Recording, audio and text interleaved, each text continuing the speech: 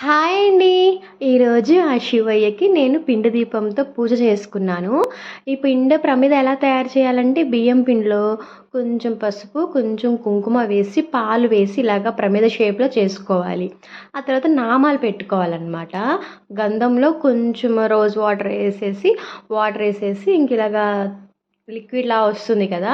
దాంతో ఒక tooth pick కానీ ఇంకేదన్నా ఒక చిన్న అది తీసుకొని దాంతో ఇలాగ అడ్డంగా 3 నామాలు పెట్టుకోవాలి. ఆ తర్వాత విభూది కూడా పౌడర్ దొరుకుతుంది. లేదంటే విభూది కుందులుంటాయి. ఇంకా దానిలో కొంచెం వాటరేసేసి అంటే శివయ్యకి ఇంకా 3 నేత్రాల్లాగా ఇంకా బొట్టు కూడా నేను అలాగా కన్నులాగా పెడుతున్నాననమాట. ఇదిగోండి చూసారా షేపు ఐ షేప్‌లో పెట్టేస్తున్నాను నిలువుగా. ఇంకా విభూతితో పెట్టేసుకోవాలి జాగ్రత్తగా.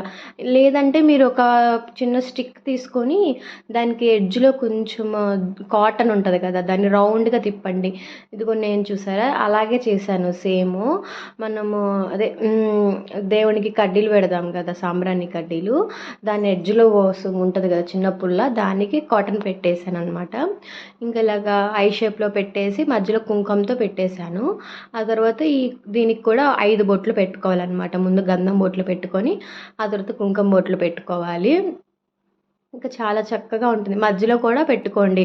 మనం ఆయిల్ ఏసుకుంటాం కదా! అక్కడ కూడా ఒక చిన్న బొట్టు పెట్టుకోండి. ఇదిగోండి చూడండి. ఇదైతే శివయ్యకి. వెంకటేశ్వర స్వామికైతేనేమో ఇంక మనం నిలువు నామాలు పెట్టుకుంటాం కదా! అలా పెట్టుకొని ఇంక ఇలాగా బ్రహ్మ, విష్ణు, మహేశ్వరులకని చెప్పి 3 ఒత్తులేసుకోవాలనమాట.